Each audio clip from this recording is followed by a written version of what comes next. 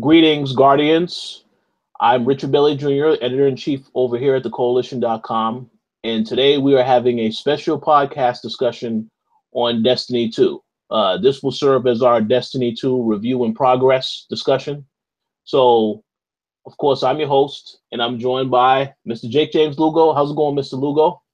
I'm doing good. I fought a hurricane, but I'm okay. I'm back in the game right now. I'm here. I'm ready to roll. I'm ready to kick some fallen tail and talk a little bit about Destiny 2. Absolutely. Yes, glad that you survived, and I survived as well. So we're also joined by Mr. Max Moeller. How's it going, Max? Hey, yeah, it's going good, man. I'm happy you guys are both here and okay after everything that's been happening. Yes, well, thank you very much, sir. I will say more so happy about the Mr. Lugo's situation. I believe his was more serious. Mine's, I just had a power outage, but it's all good. We're glad, glad the power is back because I have plenty of games I need to start playing. So, as I mentioned, this whole video discussion is going to be on Destiny 2. We are going to get into some spoiler territory because I believe a lot of people have already finished the game. So before I get into really any heavy story stuff, I just want to ask you guys, what is your initial impression of Destiny 2, as far as the single player campaign is concerned? And you can start us off, Mr. Lugo, since you will be doing the review.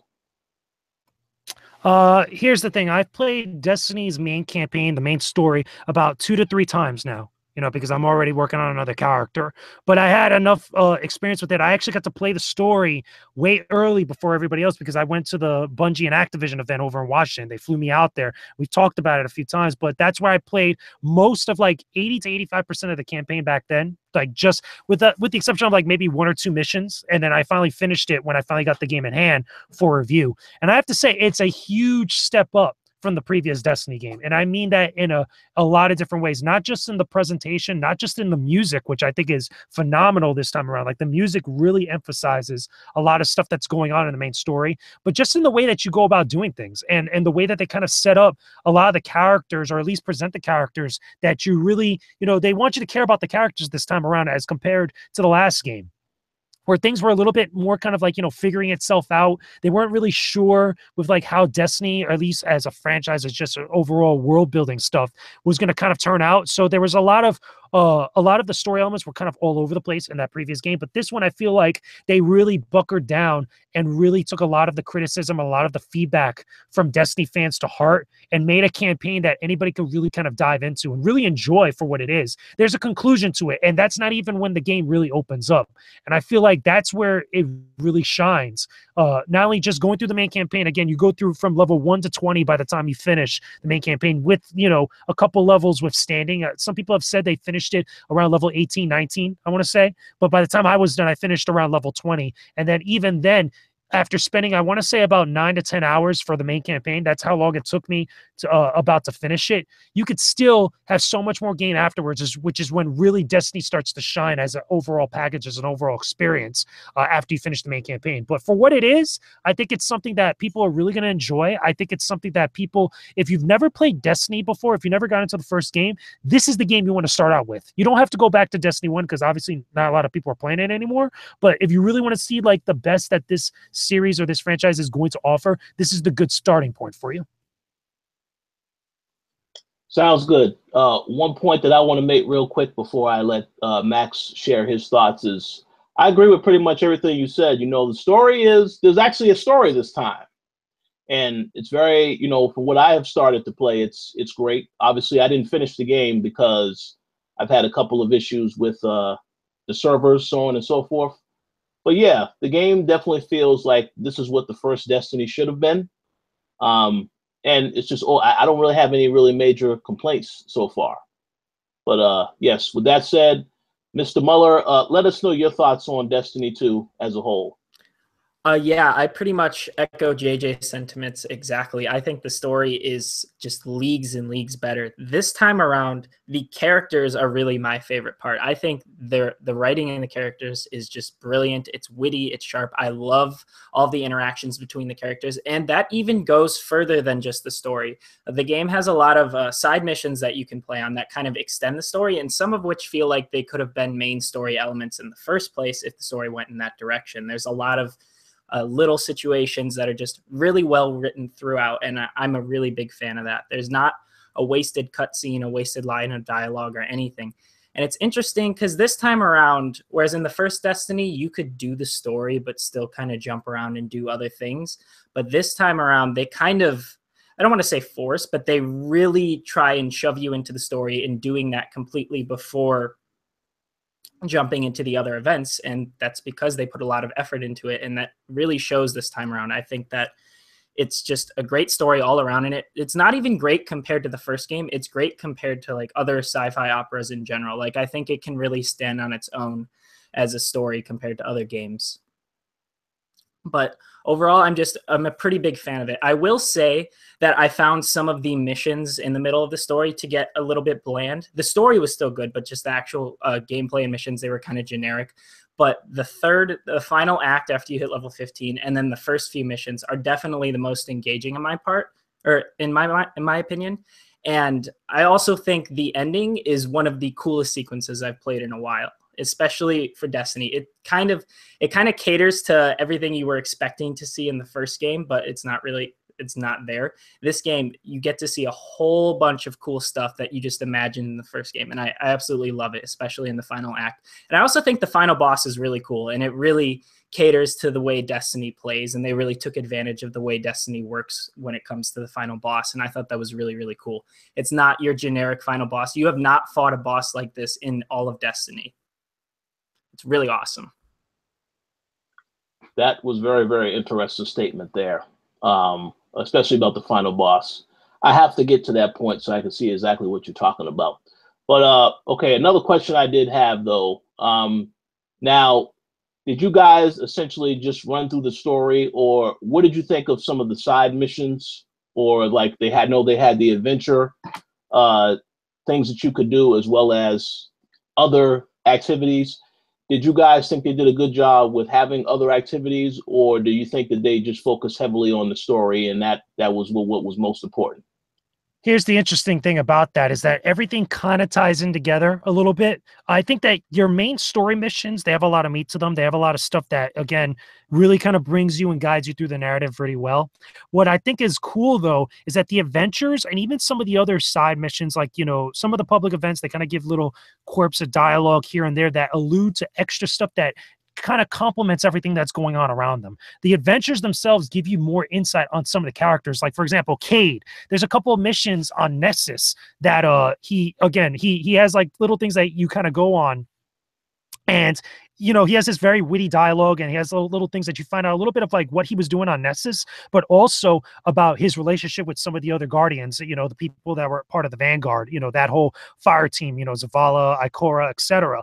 And it's cool hearing that stuff. And it's cool listening to some of the funny dialogue that happens between him and Failsafe, which, by the way, a fun character out of the entire experience, I have to say, is Failsafe. The reason being is because it just caught me by surprise. It lost a little bit of its charm. You know, Failsafe, if you guys don't know, if you haven't really gotten to that part, or again, since we're getting to a little bit of spoilers, is an AI that Cade uses when he goes to Nessus, and she has like a split personality, and she makes a lot of funny quips and funny little jabs at him and some of the stuff that he's been doing and what's going on in the situation, depending on if you're playing a story mission, depending on if you're engaging a public event or an adventure. There's all these little things, but it just works together so nicely. It never becomes way too overbearing. It never overstays its welcome, but it offers enough like little dialogue and little extra insight in what's going on with the overall narrative that really helps out. And I thought it was good. It was fun to kind of be a part of and go through all those adventures just to get a little bit more of that insight. Sounds awesome. Yes. How about you, Mr. Max? You have any thoughts? Yeah, Failsafe is probably my second favorite character in the entire game, with Cade being the first, because, you know, Cade is ridiculous. No, Failsafe and Cade's interactions are absolutely brilliant. And to go off of what JJ said, it's really cool because even when you're just exploring the planets and doing side missions, these characters are always still talking to you. Whereas in the first game, you'd kind of have them talk at the beginning of the mission and then maybe at the end. No, this time you're just playing through a mission or maybe a strike or something, and they are constantly communicating with each other, making quips at each other, going off of other events that happen in the game, even references to the first game. There's a lot of little kind of ins and jokes that Bungie makes at themselves based on their mistakes in the first game, which to some may get a bit old because there's a lot of them, but I found them pretty funny throughout the story and through the other events. But I'd have to say, in terms of other events aside from the story, so public events are much more important this time around, whereas in the first game, they were still essential, but you would kind of farm strikes if you wanted to grind and get gear. This time around, all of that emphasis on grinding is really on public events, because you can see where they are on the map on any planet at all times, and you have a countdown as to when these public events start. So generally, people are going around and farming these and doing them. And what's really cool is that each public event has a little mystery kind of thing that you have to do, where if you do it within a time limit, it becomes a heroic public event and you get extra rewards. People are starting to figure them out, so it's going to be a heroic event almost every time now. But it was pretty cool to experience the first time around when you still weren't sure what kind of triggered these events. Strikes are definitely more in depth. I think I've played all of them. I've played, I believe, 4 separate strikes. So if there's a 5th one on Xbox, I don't think there is, then that's the only other one I have to experience. But I'd have to say, aside from one of them, which was kind of bland, the other 3 were absolutely awesome. And they don't feel like strikes like in the first game where you could just kind of grind through them while like listening to music and not really paying attention. This time around, they're very involved.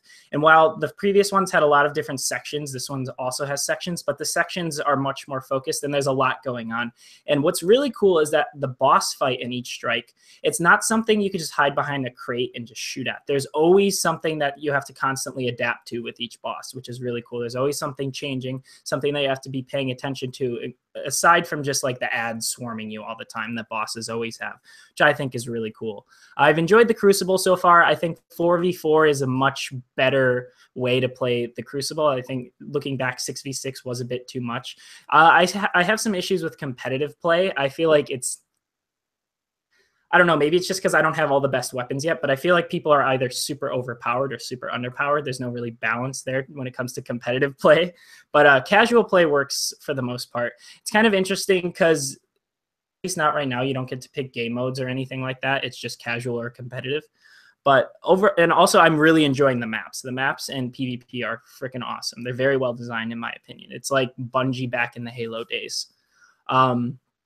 But yeah, I think I really enjoy all the side content so far, and I'm looking forward to the raid tomorrow, of course.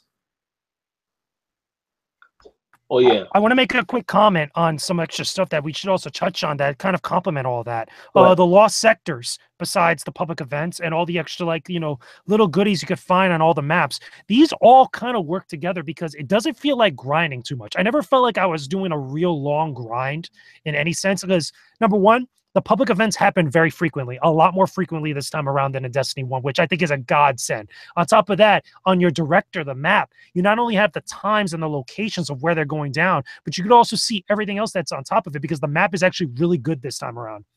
The director itself, so much more better than what it was, or at least in the map that was in Destiny 1, because at least with Destiny 1, you had to really fiddle around with it and really try to get like, okay, where was what and all this other stuff. But this time the map makes much more sense. It's a little bit more intuitive, and you could use it to kind of get from place to place a lot more easier. Now, the thing is, you can't always mark off on your map like certain stuff, like the lost sectors, they appear on your map, but you can't necessarily mark them off with like a check mark or a little kind of like icon or anything like that. But you still could like use it to kind of like get from point A to point B and actually reach where they're at, you know, especially if you find those little maps, or at least buy those little maps at the, you know, from Cade later on in the game.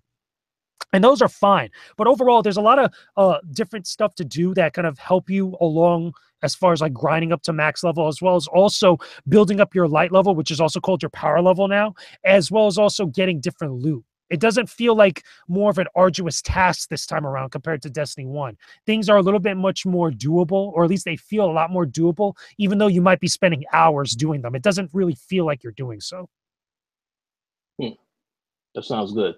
Yeah, because, you know, I was going to ask about the grind and you know, what you guys' thoughts were on the grind, because I know a lot of people like the grind from the last game.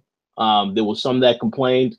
I haven't really had too much. I really haven't had any complaints to the game so far yet, but I'm also not as far as you guys are. So did you guys have any thoughts on the grind? I didn't think it was that bad, honestly. Basically, I'm in the same case so far. They really sprinkle in a lot of things that keep you giving stuff. Like, for example, once you hit level 20, you know, those bright engrams that everyone was complaining about and saying it's pay to win. It's not pay to win, like in the slightest. Bright engrams are basically what you buy with the silver that was introduced in the first game, which is what you buy things with microtransactions for. And you get a bright engram every single time you level up after you hit 20. So you're getting a lot of those. So there's almost no need to even spend money at all unless you're really trying to get like an exotic speeder or something like that. And another thing that they do is that rep has entirely been overhauled, which is really one of the best parts in my opinion. Basically, every single NPC in each planet has their own specific NPC, and then there's the NPCs in the social areas. Instead of having to do like a bunch of bounties to boost rep or something like that, how it kind of works is like each planet, like I said, has their own NPC. And as you do activities on that planet, you get tokens that contribute to your rep on that planet. So when you go back to the NPC, you turn in those tokens or materials. There's a few ways for each NPC to boost rep with. And then you get your level up, and then you get a legendary engram. And then you just do it again and again. And you'll be able to level it up like every time you spend a little bit of time on a planet. It's not like a long, arduous grind. You could do it once a day, even for each NPC, without having to stress too much.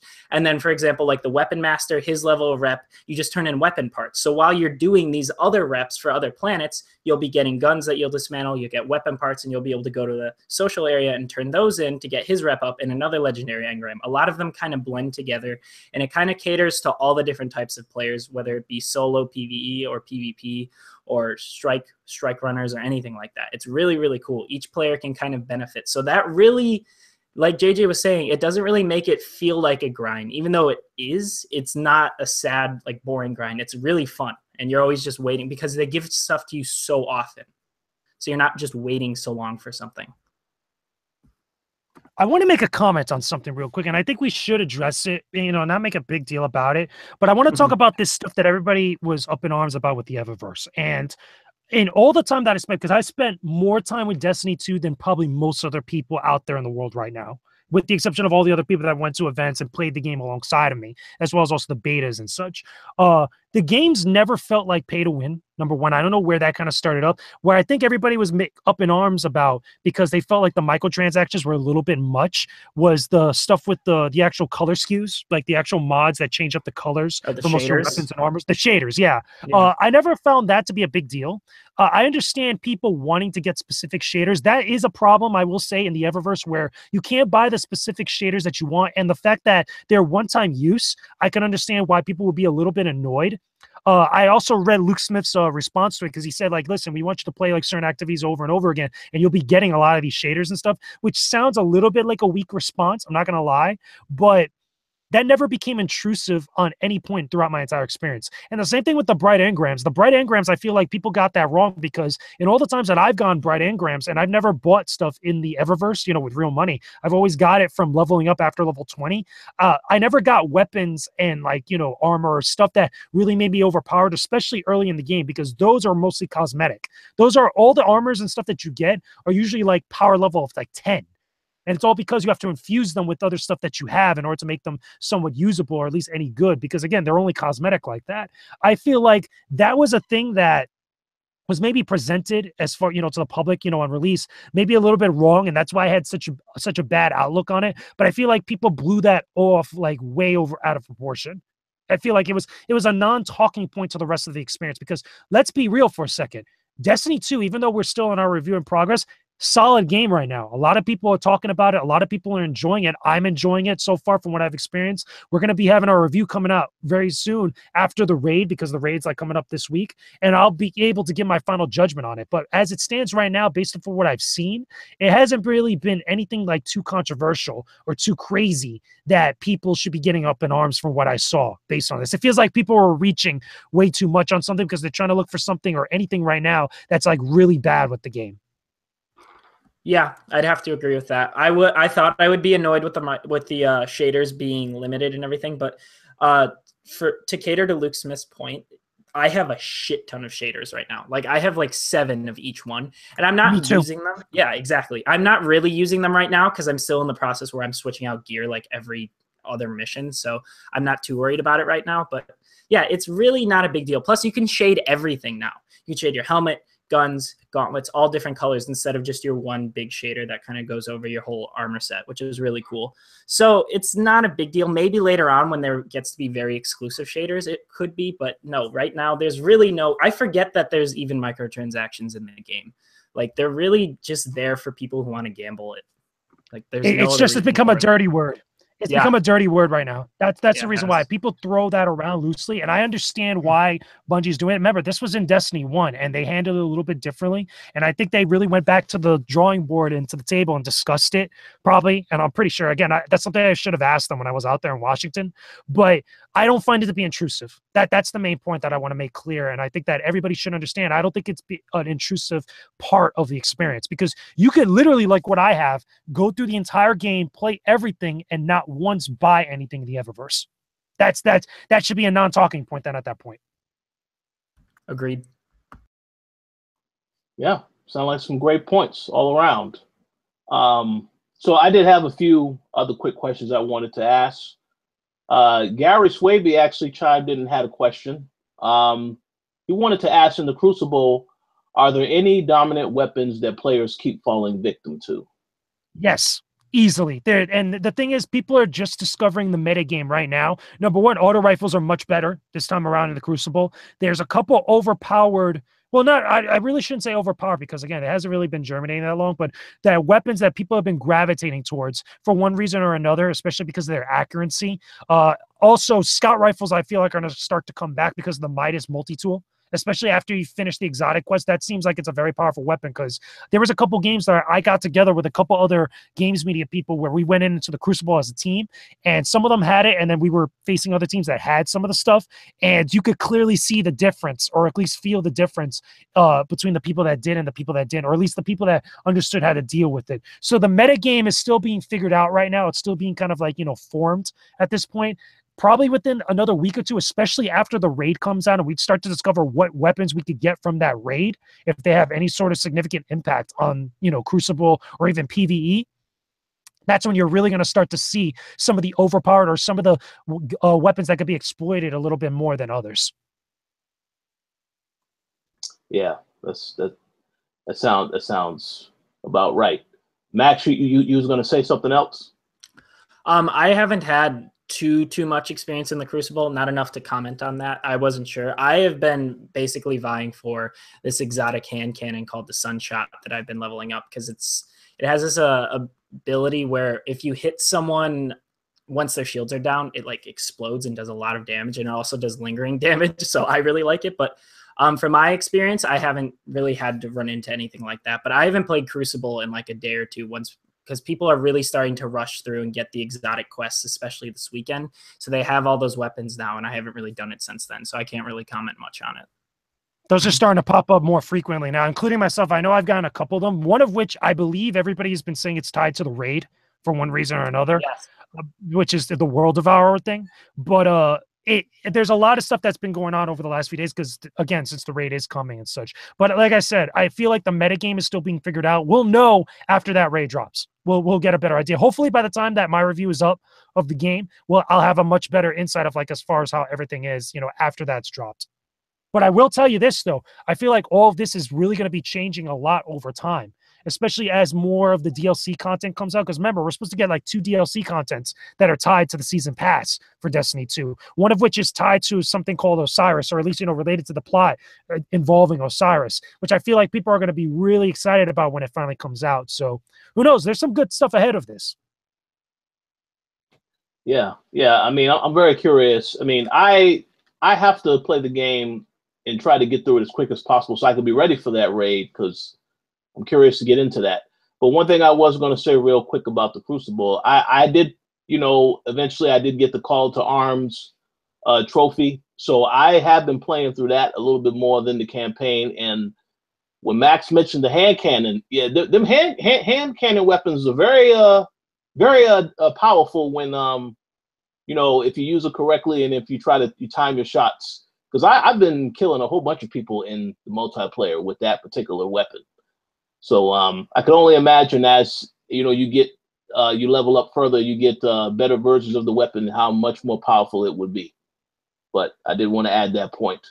So one other last question I did want to ask, and then we can just have, if you guys had any other things you want to say about Destiny 2. So I wanted to ask, because we already said we're going to talk about spoilers, are there any parts throughout the story campaign experience that you enjoyed the most? Because I did want to mention one thing that I really was glad to see them do, and I think everyone has already spoken about this. But if you did play Destiny 1, you know, when you start this game, you get the whole beginning sequence, and it gives you an idea. It shows you pretty much what you did in the last game. I thought that was one of the most fantastic things that I thought that they did do, to try to just you know, as a nod to those that actually played the first game, to show you that, well, yes, that did matter, and this is some stuff that you've accomplished.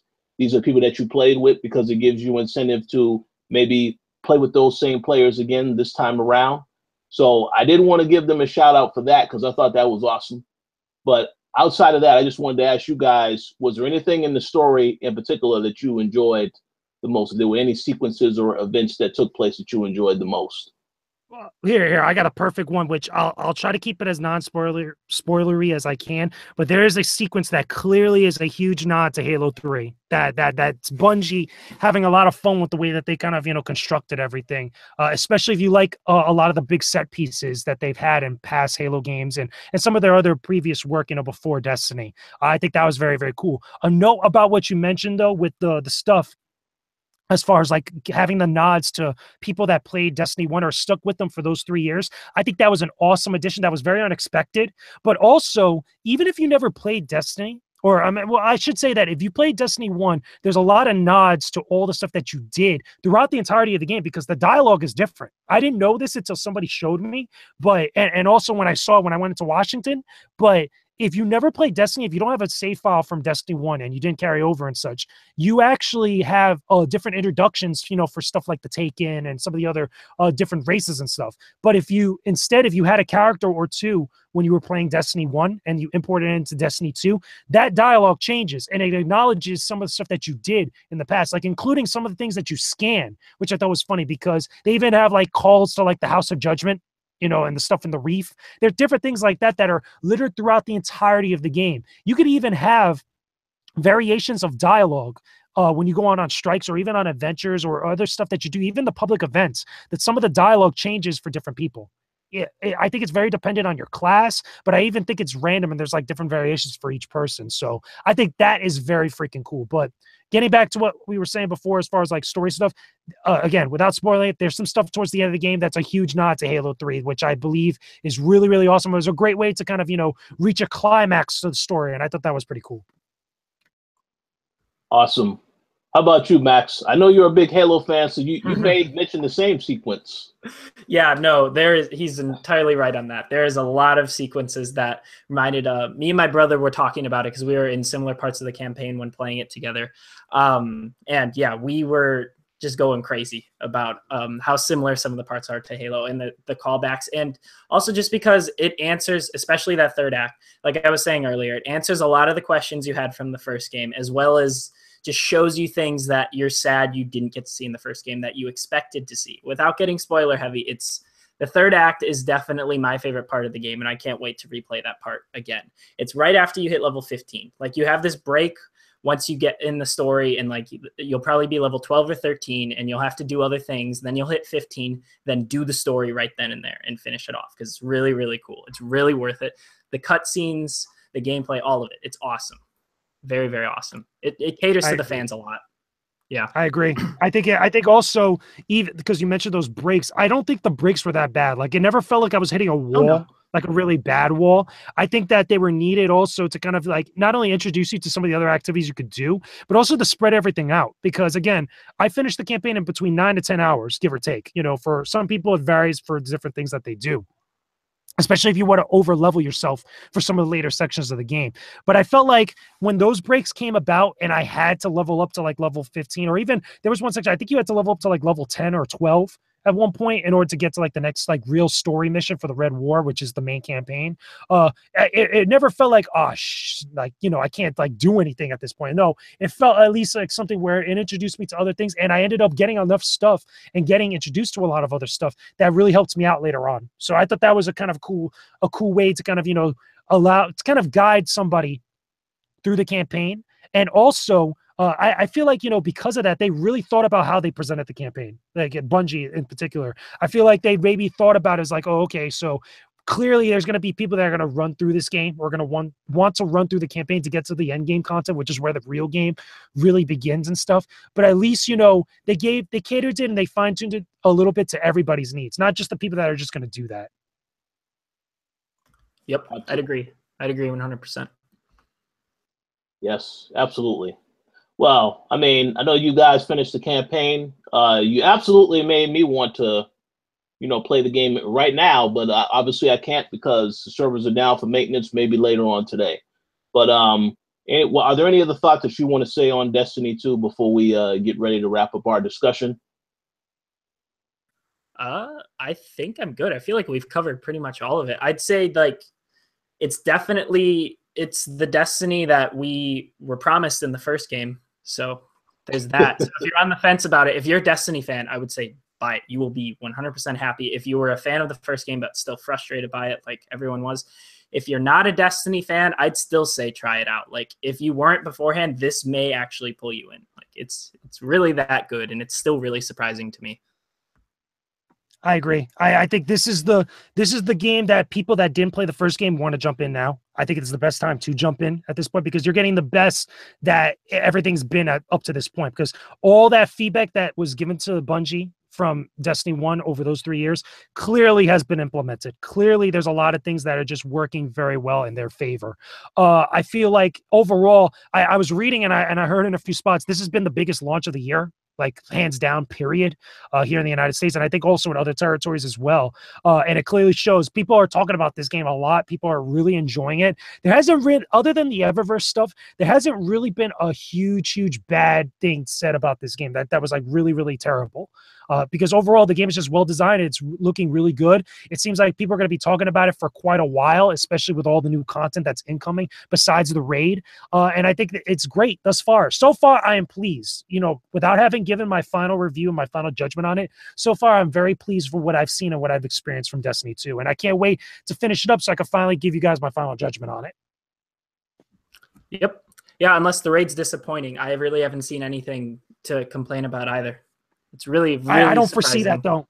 I really don't foresee that. I don't think that'll happen at all either. Because after the Taken King, and even after the Siva stuff with the Rise of Iron, I feel like they got a really good grasp on making raids that were interesting. Because remember, they're puzzle team platformers a little bit. Besides the shooting and stuff, I feel like they're very clever in the way they design these raids. But also, I feel like a lot of that feedback that people got from the previous raids, ever since like the Dark Below, I feel like there's been so much feedback in the way that those raids could play out and how they could be presented and stuff. I think that with everything that Destiny 2 has to offer, especially with the guided game stuff, this is probably going to be some of the best raids that we've gotten in the series to date.